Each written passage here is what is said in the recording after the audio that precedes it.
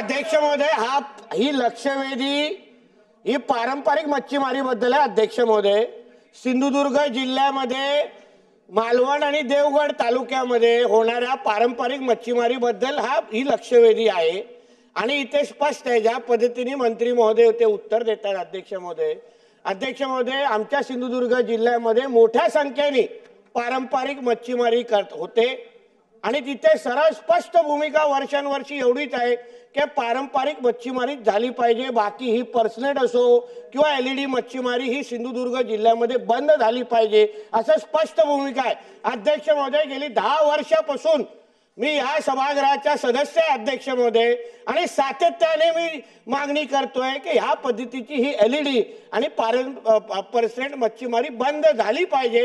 याबद्दल वारंवार आम्ही मागणी करतो, पण आजपर्यंत ही झालेली नाही. अध्यक्ष महोदय, याची कारण अध्यक्ष महोदय विचार करायला पाहिजे. अध्यक्ष महोदय, दंड आकारला जातो, पण अध्यक्ष महोदय कधीतरी विचार करायला पाहिजे की जो एलईडी मच्छीमारी करणारा जो मच्छीमार आहे किंवा पर्सनेट मच्छीमारी करणारा मच्छीमार आहे तो श्रीमंत मच्छीमार आहे. अध्यक्ष महोदय, तो आधुनिकीकरणाकडे पैसे खर्च करतो. म्हणून जेव्हा आपल्या ह्या खात्याचे अधिकारी प्रश्न विचारा. अध्यक्ष महोदय, माहिती तरी देऊन दे, तरच मला उत्तर भेटतील ना, नाही तर परत पुढची 5 वर्ष हाच प्रश्न विचारायला लागेल. अध्यक्ष महोदय, प्रश्न विचार समजून घ्या, आम्ही सगळे किनारपट्टीचे आमदार आहोत, आम्हाला प्रश्न तरी विचारायला पाहिजे.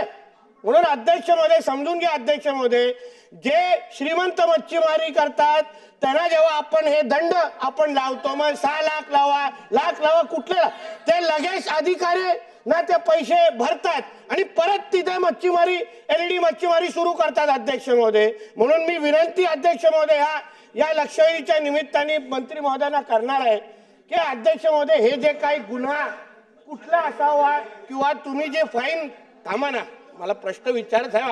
आम्ही तिथे आपण प्रश्न विचारा. माझ्याकडे बघून बोला.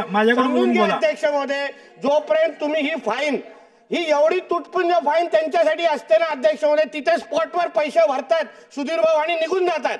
म्हणून ह्या फाईन यात तुम्ही एवढी वाढवा की त्याला कुठेतरी किशाला चटका लागला पाहिजे, धंदा बंद झाला पाहिजे, तरच त्याची तो अद्दल घडवणार. या तर तिथे काहीतरी असा मोठा गुन्हा तिथे हे करा, जाहीर करा, जेणेकरून अटक तरी झाली पाहिजे.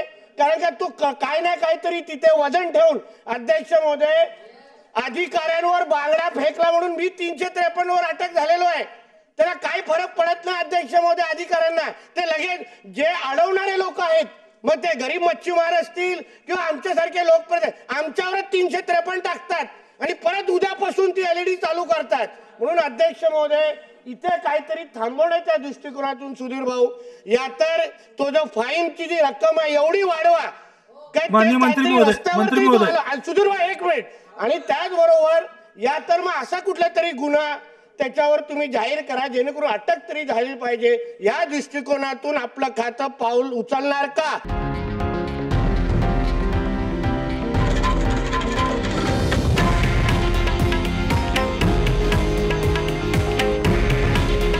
हे आहे देशातील नंबर 1 न्यूज नेटवर्क आणि आपण पाहत आहात TV9 मराठी.